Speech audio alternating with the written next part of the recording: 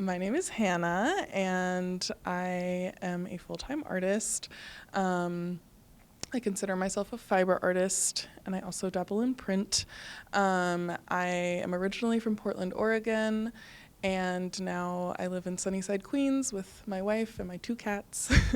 I currently practice tufting, so rug making, but I am trying to kind of challenge the idea of what art is by creating these usable pieces of art such as rugs, so people are directly interacting with art every day.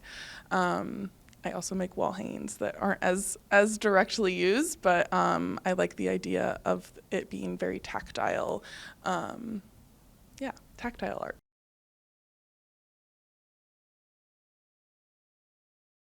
I started tufting because I wanted more of a large scale form of art to work with. And kind of like I mentioned before, I really like the tactile part of it.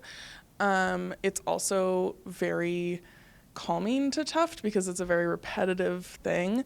And it's also pretty physical. I used to be a swimmer and I didn't really get to do that during COVID. And so having that like full body process of creating something is really great.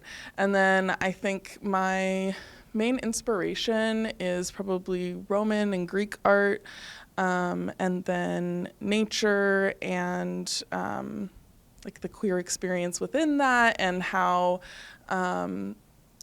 I guess to kind of put them all together, how nature is pretty romanticized within Greek and Roman art, and kind of exploring that.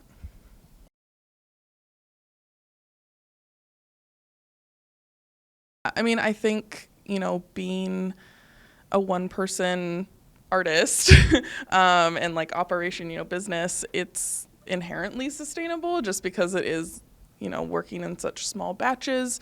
Um, But I think I also opt to use the most sustainable and high quality tools that I can. And obviously, that is a privilege for me to be able to do. Um, but I use 100% wool yarn for all of my tufted pieces.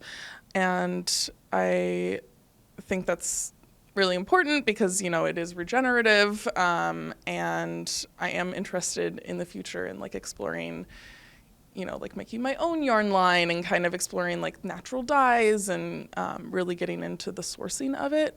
It's hard to just say like, oh, I'm completely sustainable, because I don't think anyone can say that, but it's hard to like completely find the ways to do that, because you have to use tools like glue, and that's latex, and what kind of um, what kind of impact is that having on the environment. But I think it all comes back to the individualism and trying not to feed too much into that, and understand that we can only do our best, and the real real priority lies within large companies who are the real issue. But yeah.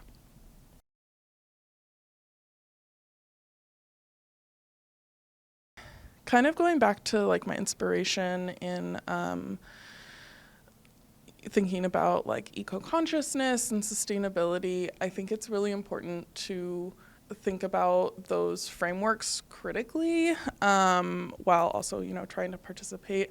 I think I took this class in undergrad that like changed my my outlook, but we were talking about ecofeminism, and just how at first glance that can seem really great and really cool, but there are also some like inherently really terrible ideas from that, like anti-transness, and the idea that women are inherently closer to the earth, well, like because of ovulation and birth, but like not all women experience those things. And also putting that on women gives them the responsibility to have that closer relationship with nature, and to then bear the burden of saving it. So I think just making sure that we're being critical of the frameworks that we're trying to achieve and live within. Yeah.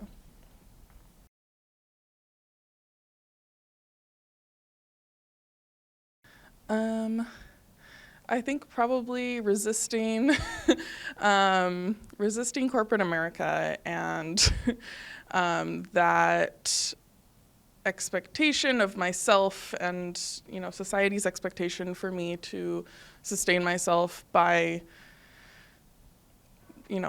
getting a full-time 9 to 5 job and having that stability. I think I I have been in and out over the past few years, and I just came out of corporate America again. And I think the biggest lesson for me right now is that no one is going to, that I have to be confident in myself. I have to put myself out there. I have to take any opportunity that comes my way, and just at the end of the day, know that I am doing this because for my own mental health and to share, try to share some beauty with the world and engage people in critical conversations. I think just ultimately putting myself first and listening to my own needs despite, my own criticism and the criticism of society.